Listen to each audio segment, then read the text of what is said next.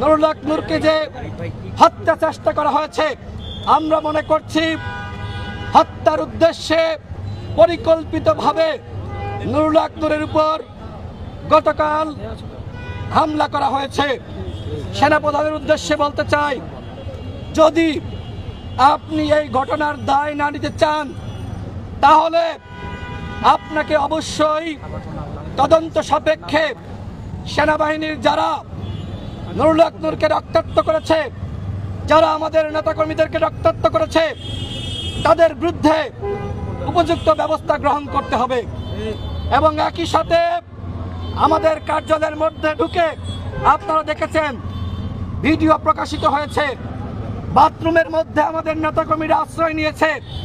সেনাবাহিনীর সদস্যরা বন্দুকের নল দিয়ে বাথরুম গুতিয়ে গুতিয়ে ভাঙছে, নেতাকর্মীদেরকে একে একে ধরছে আর তাদেরকে রক্তাক্ত করছে। এই সেনাবাহিনী তো আমাদের সেনাবাহিনী হতে পারে না। এই সেনাবাহিনী ফ্যাসিবাদের সেনাবাহিনী। যারা গতকাল আমার ভাইদেরকে রক্তাক্ত করেছে তারা কোনোভাবেই গণঅভ্যুত্থানের পক্ষের শক্তি হতে পারে না। গণঅভ্যুত্থানের পক্ষে যে সকল সেনাবাহিনীর সদস্যরা ছিল তাদেরকে আমরা শ্রদ্ধা জানিয়েছি, তাদেরকে আমরা সম্মান জানিয়েছি, তাদের বিরুদ্ধে আমাদের কোনো বক্তব্য নাই। কিন্তু গতকাল সেনাবাহিনীর যে সকল দুর্বৃত্তরা গণ অধিকার পরিষদের কার্যালয়ের সামনে এসে আমাদের সাংবাদিক সম্মেলনে হামলা চালিয়েছে, কার্যালয়ের ভিতরে ঢুকে যারা হামলা চালিয়েছে এদেরকে অবশ্যই শাস্তির আওতায় আনতে হবে। স্বরাষ্ট্র উপদেষ্টা, আপনার কাজটা কি? আপনি কি করেন? আপনিও তো সেনাবাহিনীতে ছিলেন। আপনার কোনো দায় আছে কিনা, আপনার কোনো নির্দেশনা আছে কিনা সেটি আমরা জানতে চাই। যদি এই ঘটনায় আপনার কোনো দায় না থাকে তাহলে আপনাকে বক্তব্য দিয়ে অবস্থান স্পষ্ট করতে হবে। অন্যথায় যদি আপনি চুপ থাকেন আমরা ধরে নিব গণ অধিকার পরিষদের সভাপতি নুরুল হক নূর সহ আমাদেরকে যে রক্তাক্ত করা হয়েছে এই ঘটনার সাথে আপনিও জড়িত। আমরা মনে করি তার দায় থাকুক আর না থাকুক, স্বরাষ্ট্র উপদেষ্টা আপনি বাংলাদেশের আইন শৃঙ্খলা পরিস্থিতি কোনোভাবে নিয়ন্ত্রণ করতে পারছেন না। সুতরাং গতকালের ঘটনার পর থেকে আপনি আর এই পদে কোনোভাবেই থাকতে পারেন না। সুতরাং আমরা স্বরাষ্ট্র উপদেষ্টার পদত্যাগ দাবি করছি।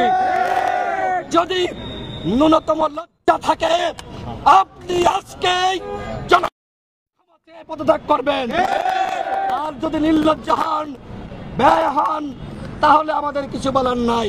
আমি একটু আগে নুরুল হক নূরকে দেখে এসেছি, তার নাক ফেটে গিয়েছে, তার চোখে আঘাত লেগেছে, তার বুকের উপর সেনাবাহিনী বুট দিয়ে পাড়িয়েছে।